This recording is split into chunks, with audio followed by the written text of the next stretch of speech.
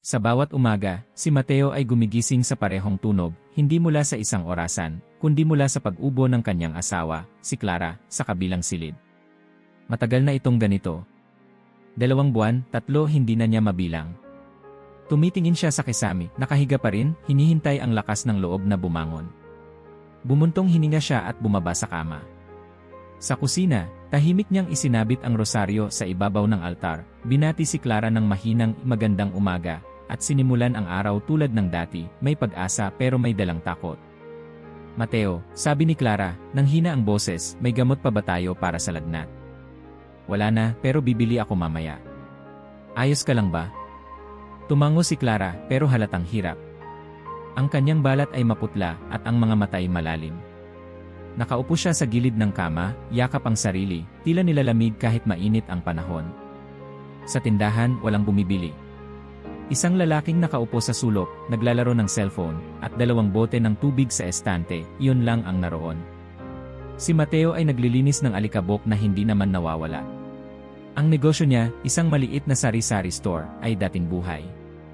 Pero mula nang magsimulang magkasakit si Clara, at mas naging malala ang pag-ugali ng kanilang anak na si Elias, bumagal ang benta, nawala ang mga suki, at tila pati ang ilaw sa tindahan ay mas madilim kaysa dati.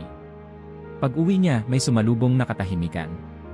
Nakaupo si Elias sa sala, nakababad sa telepono, may headphone sa tainga, at walang pakialam sa mundo. Anak, wika ni Mateo, pwede bang tayong mag-usap mamaya? Kahit sandali lang. Hindi siya nilingon ng binatilyo. Busy po ako. Mateo ay napalunok. Sanay na siya, pero hindi pa rin siya tumitigil sa pag-asang babalik ang dating anak, ang batang mahilig magsimba, nagdarasal bago kumain, at niyayakap sila ng nanay niya tuwing gabi. Kinagabihan, si Mateo ay nakaluhod sa harap ng altar, mariing hawak ang rosaryo.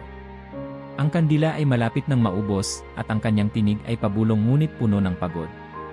Panginoon, ilang beses na po akong nanalangin. Ilang beses ko na po kayong tinawag. Pero bakit parang walang nangyayari? Umiyak siya ng tahimik.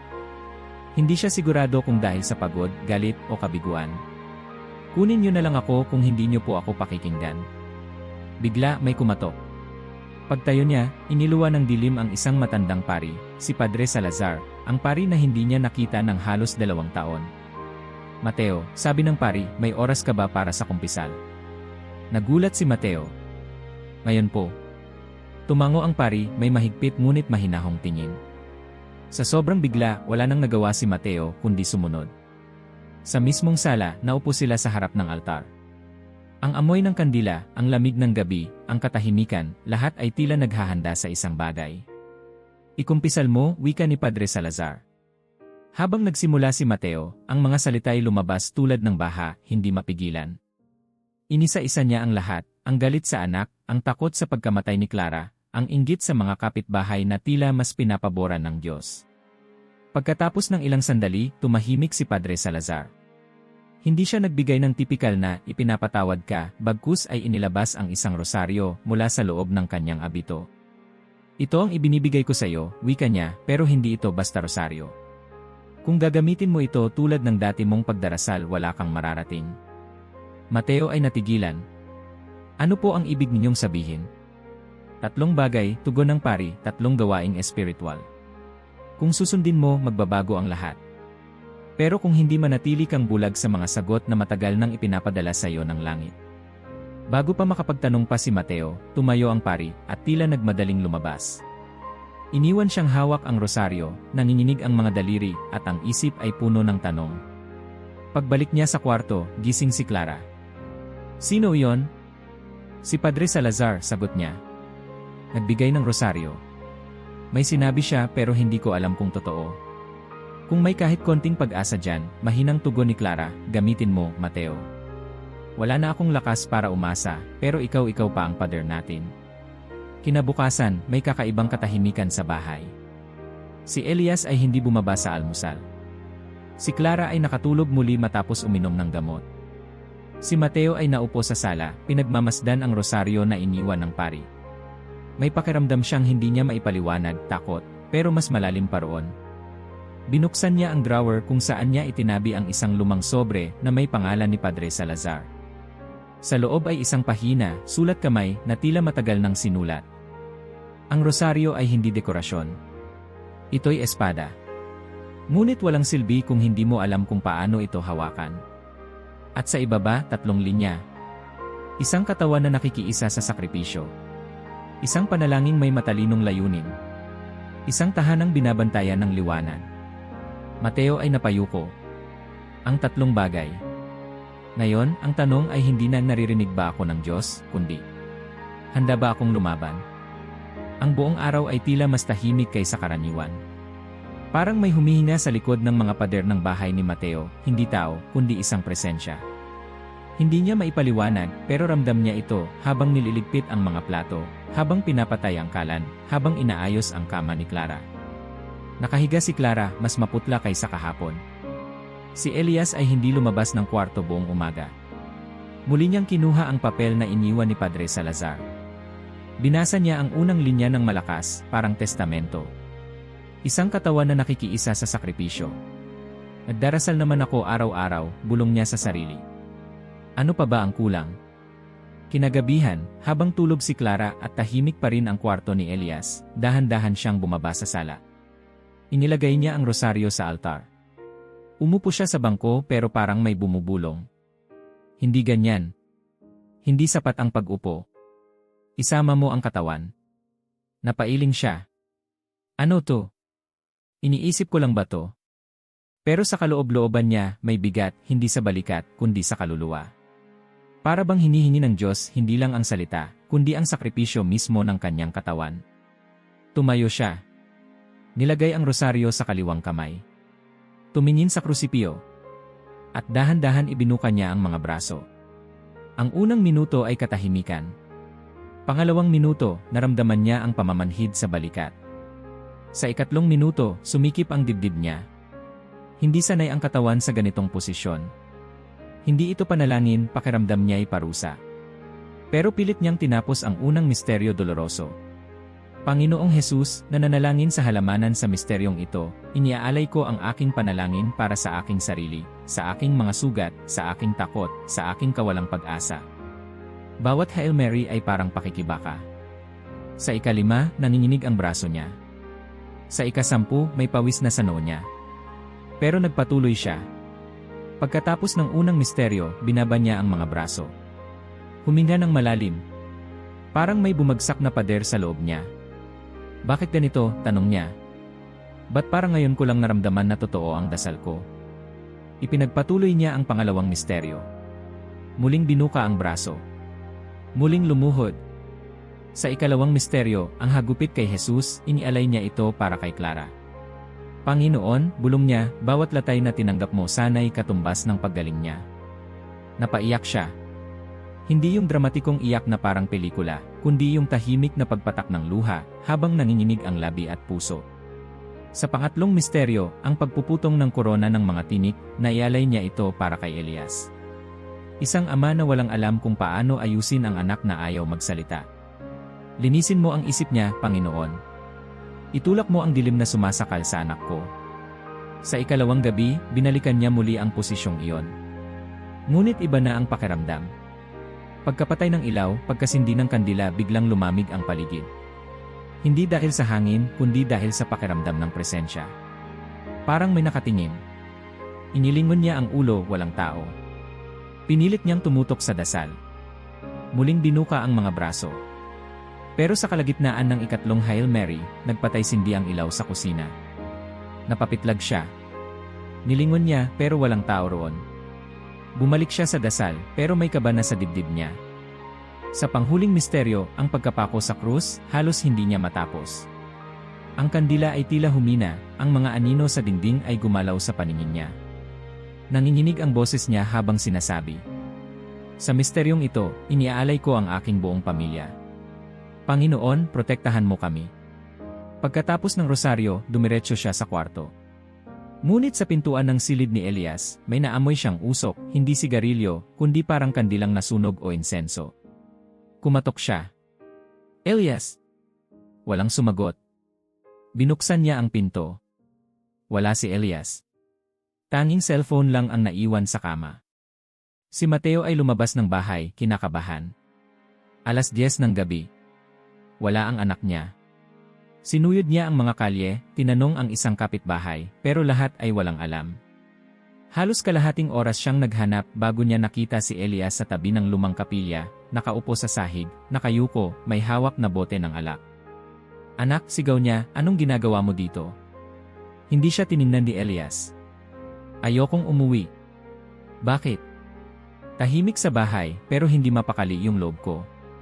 Parang may sumusunod sa akin kahit saan ako magpunta. "Hindi ka sinusundan," mahinahong sagot ni Mateo. "Pero baka may bumabalot sa'yo na hindi mo pa alam." Umupo siya sa tabi ng anak. Inabot ang bote, inilagay sa gilid. "Hindi kita sinisisi sa nararamdaman mo, anak. Pero may isang paraan para labanan yan. Kahit di mo agad maramdaman, gumagana yan." Tumingin si Elias sa kanya. "Rosaryo na naman ba yan, Tay?"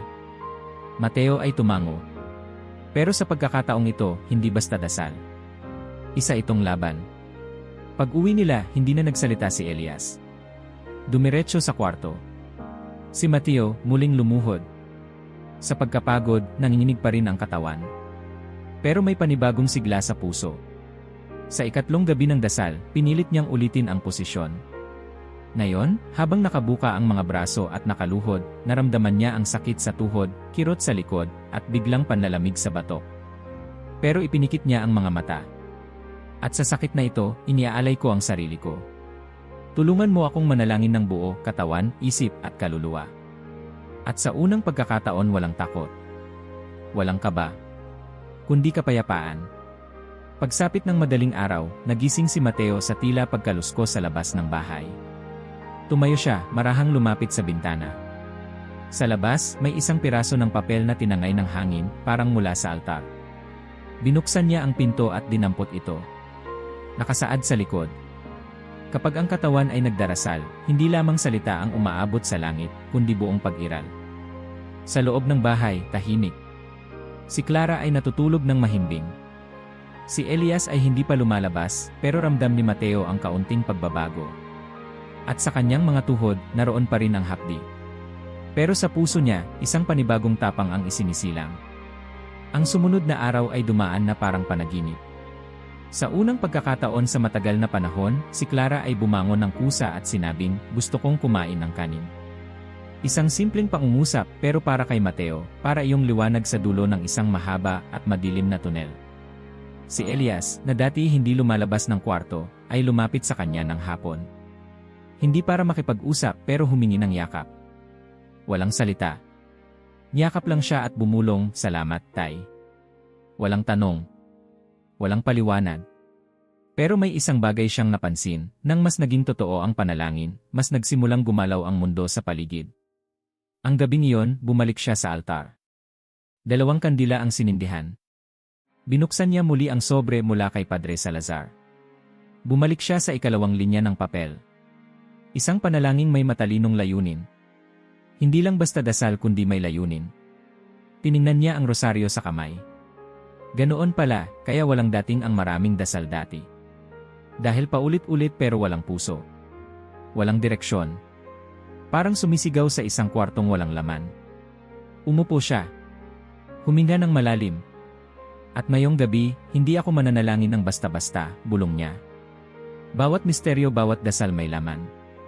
May pangalan. May dahilan. Unang misteryo doloroso, ang agonya sa hardin ng Getsemani. Tinitigan niya ang krus. Naalala niya ang gabi-gabing takot. Ang gabi ng kumpisal.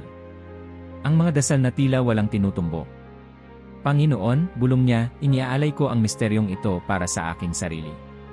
Sa lahat ng sugat ng aking puso, sa lahat ng galit, pagkabigo, at paniniwala na hindi mo ako naririnig." Habang umuusal ng Aba Ginoong Maria, naramdaman niyang lumuluwag ang dibdib niya. Para bang ang bawat salita ay humahaplos sa isang sugat na matagal nang hindi ginagamot. Ikalawang misteryo, ang pagpalo kay Jesus. Naalala niya ang katawan ni Clara, nang hihina sa kama.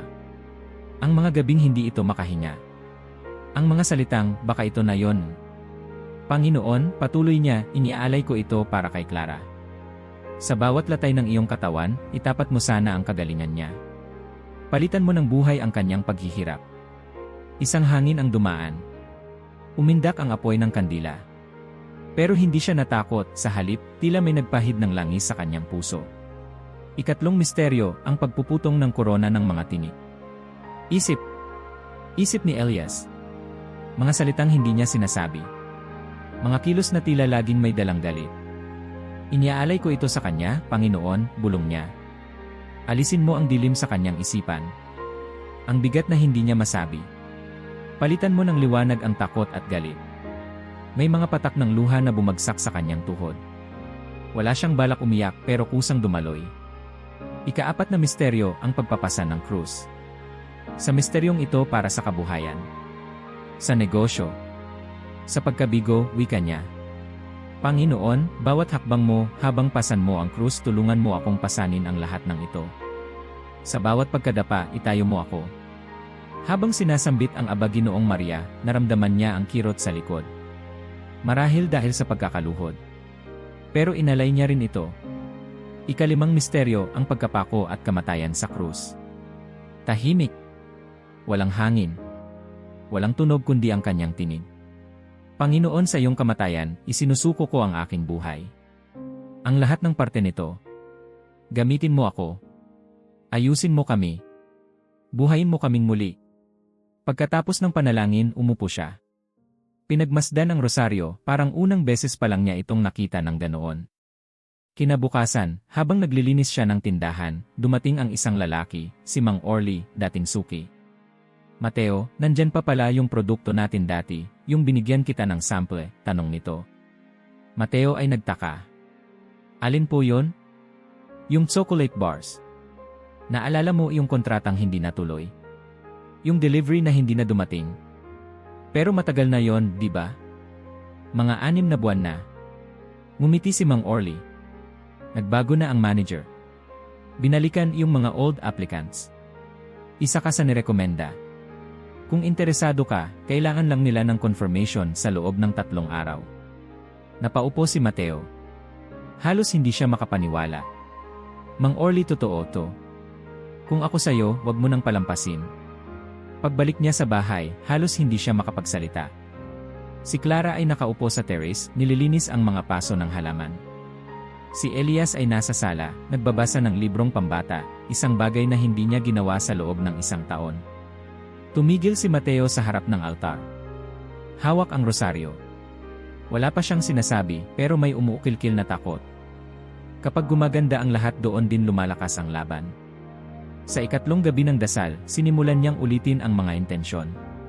Pero sa kalagitnaan ng pangalawang misteryo, may narinig siyang mahinang tunog mula sa kisam, tila pagkaluskos ng paa.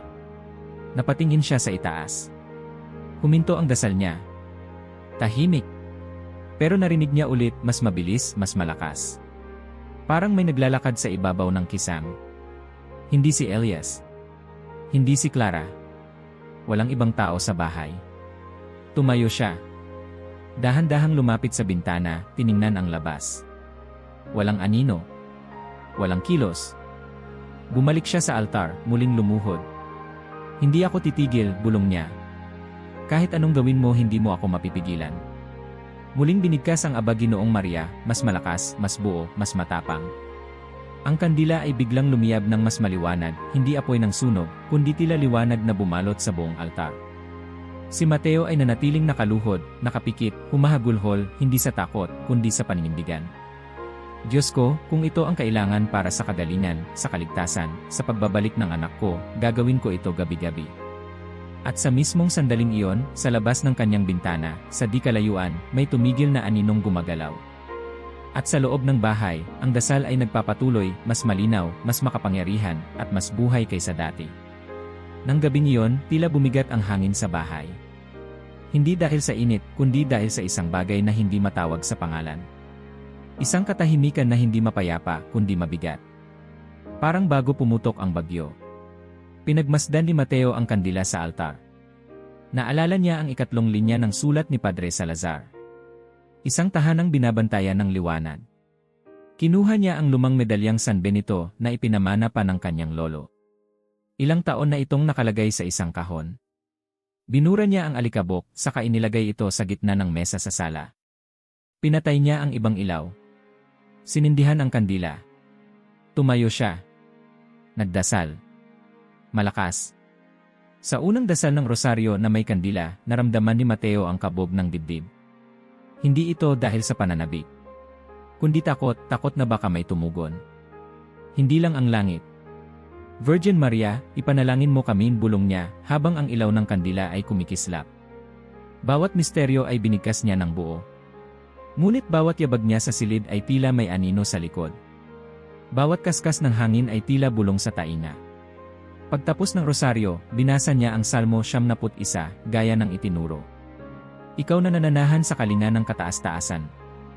Habang binibigkas niya ito, parang may presensya sa likod niya, malamig, mabigat. Hindi niya nilingon. Tumindig lang siya at tinapos. Walang kasamaan ang makakasapit sa iyo, ni darating ang salot sa iyong tahanan. Pagtapos ng dasal, tahimik ang bahay. Ngunit hindi kampante ang puso ni Mateo. May bahagi sa kanya ang nagsasabing tama to, ngunit may isa pa ring boses na bumubulong. Isa lang yan sa mga drama mo. Walang nagbabago. Sinagot niya ito sa isip, kung wala nga, bakit ang dilim parang ayaw umalis? Kinabukasan, walang masyadong nagbago. Si Clara ay nakahiga pa rin, bagamat may sigla na ang mga mata. Si Elias ay tahimik, pero hindi na iritado. Pagkagabi, inulit ni Mateo ang ginawa niya. Kandila. Medalyon. Rosaryo. Salmo 91. Sa ikalawang gabi may bago. Habang nagdarasal, narinig niya ang tinig ni Elias mula sa hagdan. Tay, anong ginagawa mo? Napalingon siya, pero hindi huminto sa dasal. Dasal para sa bahay. Para sa ting lahat, sagot niya habang nakatingin sa anak, hawak pa rin ang rosaryo. Si Elias ay bumaba dahan-dahan. Umupo sa tabi ng mesa, tumitig sa kandila. Pwede ba kung makinig lang? Tanong ng binatilyo. Tumango si Mateo. Habang binibigkas niya ang pangatlong misteryo, napansin niyang mas malinaw ang paghinga niya. Mas buwang panalangin. Parang bawat aba Ginoong Maria ay hindi lang salita, kundi espada. Sa ikaapat na misteryo, napansin niya si Elias na nakayuko. Hindi tulog. Tahimik lang. Pero ang kamay nito, hawak ang ilalim ng mesa, parang gustong kumapit sa kung anong hindi nakikita. Pagtapos ng rosaryo, tinanong niya, gusto mo bang magbasa ng Salmo 91? Tumango si Elias. Mahina ang tinig. Subukan ko. Ang nananahan sa kalinga ng kataas-taasan. May pag-aatubili sa kanyang boses, pero sa bawat taludtod, ito'y tumitibay. Hindi ka matatakot sa kasamaan sa gabi, ni sa pana na lumilipad sa araw di. Habang binabasa ito ni Elias, tila may pader na naitayo sa paligid nila. Isang tahimik ngunit matibay na depensa. Nang matapos ang salmo, walang nagsalita. Ngunit parehong nakahinga ng maluwag ang mag-ama. Sa ikatlong gabi, si Clara na ang nagtanghal ng sorpresa. Ano bang ginagawa niyong mag-ama gabi-gabi? Tanong niya habang pinagmamasdan silang naghahanda ng kandila at medalyon. Dasal, ma, sagot ni Elias. Protection daw. Napangiti si Clara. CJ. Hindi man ako makatayo, dito lang ako sa sopa. Makikinig. Nagkatinginan si Mateo at Elias. Wala nang kailangan sabihin. Tatlo na silang kasama ngayon. Habang bumubulong ng rosaryo, ang liwanag ng kandila ay tila mas maliwanag. Ang paligid mas payapa. Ang dating bigat ng hangin ay parang napalitan ng banayad na presensya, hindi malamig, hindi mainit, kundi ligtas. Bawat misteryo ay mas malalim. Hindi na lang ito tungkol sa dasal. Ito na ay naging pag-aalay ng buong pamilya, ng buong bahay. Sa kalagitnaan ng ikaapat na misteryo, may narinig silang tok-tok-tok mula sa labas ng bahay. Tatlong mabilis na katok. Lumingon si Elias. Si Clara ay napatigil. Si Mateo ay tumayo, dahan-dahang lumapit sa pinto. Walang tao. Walang anino. Walang sasakyan. Walang hangin. Tanging ang kandila sa loob ng bahay ang sumasayaw. Ngunit sa pintuan, may isang bagay, isang papel, nakadikit sa ilalim ng door handle. Dinampot ito ni Mateo. Walang pangalan. Walang lagda. Pero sa loob ay isang linya na sinulat sa parehong sulat kamay ni Padre Salazar. Kapag may ilaw sa gitna ng dilim, ang dilim ay walang kapangyarihan. Napatingin si Mateo sa langit. Walang bituin.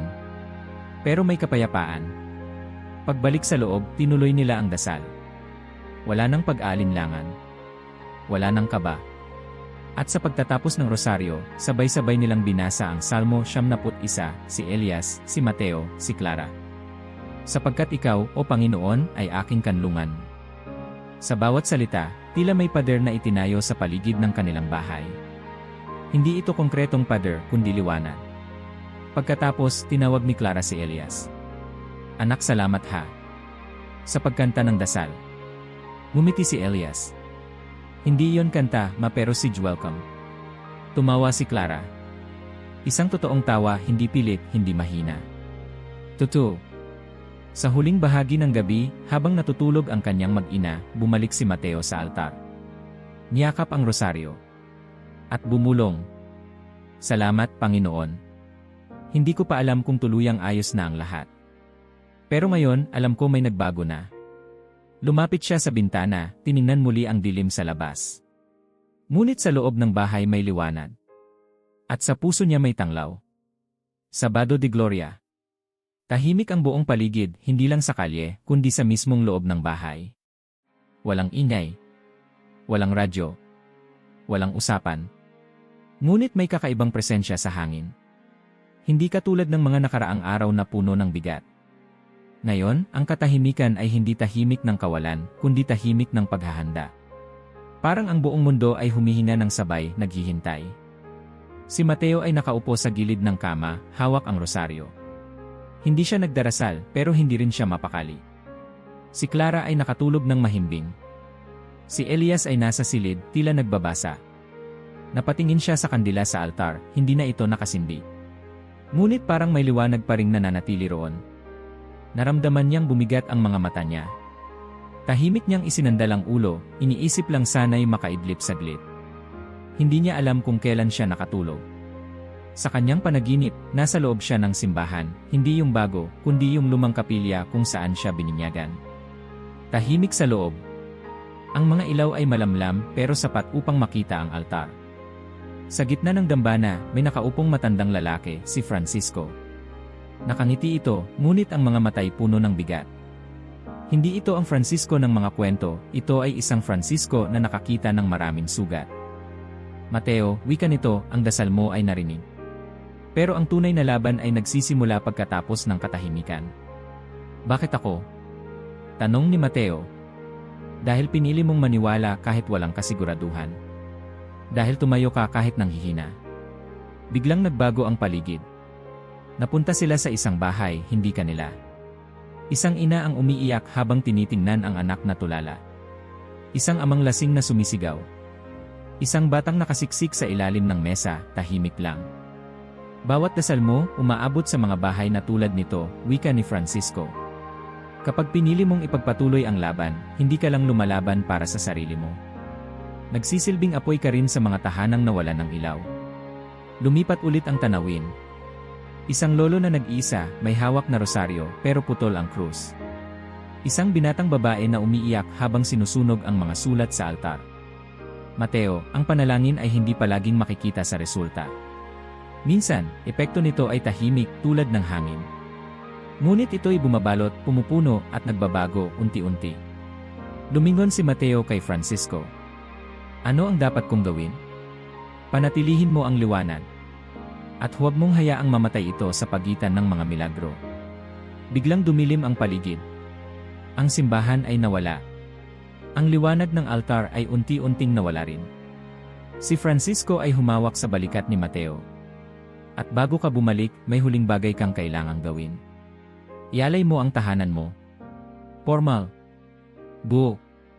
Ipagkatiwala mo ito hindi lang sa salita, kundi sa gawa. Paano? Hawakan ang krus. Dumaan sa bawat silid. Banggitin ang pangalan ng Panginoon. Ialay mo ang bawat pader, bawat muebles, bawat sulok. Huwag mong hayaan na ang bahay mo ay maging bukas sa kadiliman sa sandaling mapagod ka sa panalangin. Biglang bumukas ang pinto sa panaginip. May liwanag. Malakas. Maputi. At doon siya nagising. Malalim pa rin ang gabi. Si Clara ay tulog. Si Elias ay tahimik pa rin sa kanyang silid. Tumayo si Mateo. Kinuha ang krusipiho sa altar. Kinuha rin ang maliit na bote ng banal na tubig mula sa drawer na hindi pa niya nagagamit mula nang binasbasan ito. Lumakad siya. Tahimik.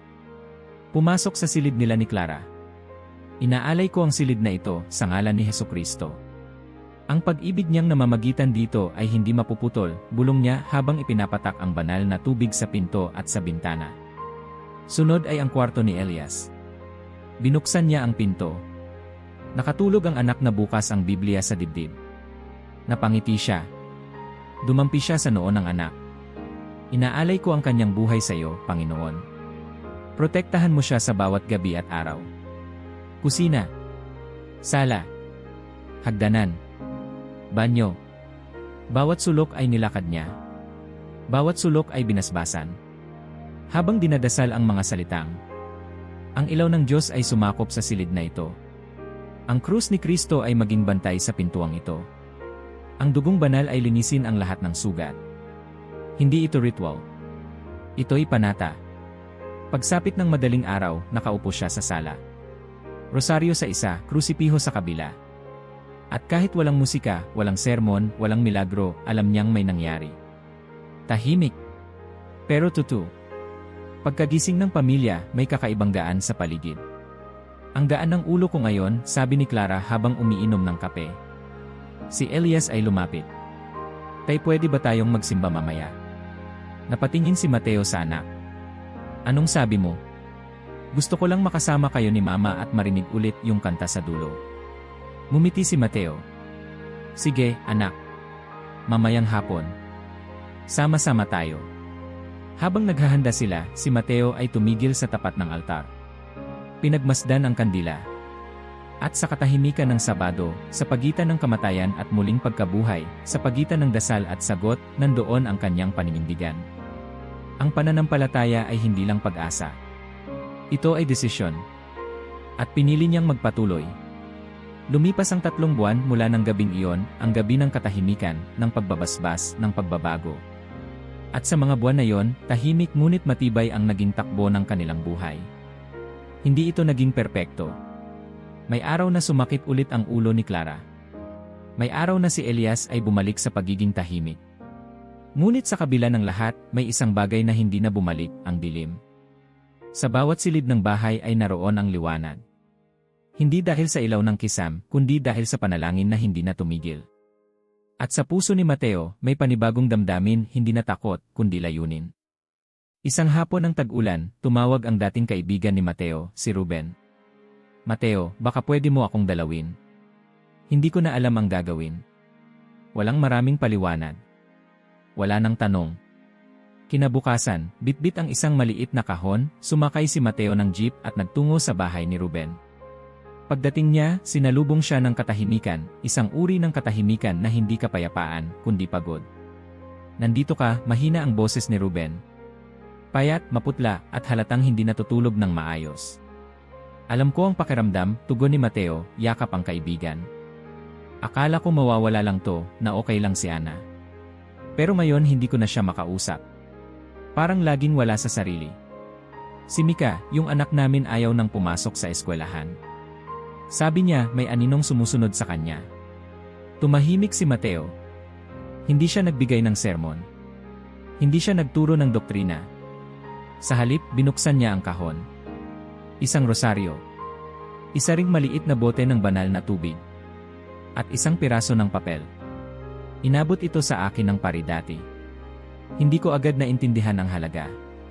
Pero nang dumating yung oras na halos hindi na ako makahinga dito ako humawak. Tiningnan siya ni Ruben. Rosaryo lang. Mateo ay ngumiti. Hindi ito basta rosaryo. Pero hindi rin ito agimat. Ito ay paanyaya. Isang paanyaya para tumindig. Habang pinapaliwanag ni Mateo ang 3 bagay, ang panalangin may katawan, ang panalangin may layon, at ang panalangin may liwanag, tahimik lang si Ruben. Ngunit ang mga mata nito, unti-unting nagbago.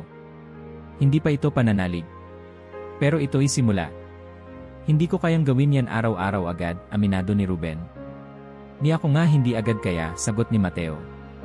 Pero nang simulan ko hindi ko na kayang itigil. Pagka-uwi ni Mateo, umupo siya sa altar. Sa tabi niya si Clara na ngayon ay mas malakas. Sa kabilang gilid, si Elias, hawak ang sarili niyang rosaryo. Anong ginawa niyo kina Tito Ruben? Tanong ni Elias. Wala pang milagro, sagot ni Mateo. Pero baka nagsimula na ang isa. Kinagabihan, sa mismong sala kung saan siya minsang nanalangin mag-isa, ngayon ay may kasamang tingin. Panginoon, sa gabing ito, binubuksan ko ulit ang puso ko. Hindi bilang isang taong humihingi ng himala, kundi isang lalaking handang maging instrumento. Habang umaandar ang oras, binalikan ng kanyang isip ang mga gabing puno ng takot. Ang unang dasal na may bukas na braso. Ang iyak sa gitna ng dilim. Ang gabing naramdaman niyang may gumagalaw sa paligid ng bahay. Ang panaginip kay Francisco. Ang Salmo 91 na naging sandata niya. Hindi niya malilimutan ang pader na dati akala niya ay hindi mababasag. At ngayon, siya mismo ang tumayo sa harap nito. Habang tinutuloy ang rosaryo, pumasok si Elias sa sala. Tiny. Enan? Pwede bang ako naman po bukas ang magdasal ng salmo?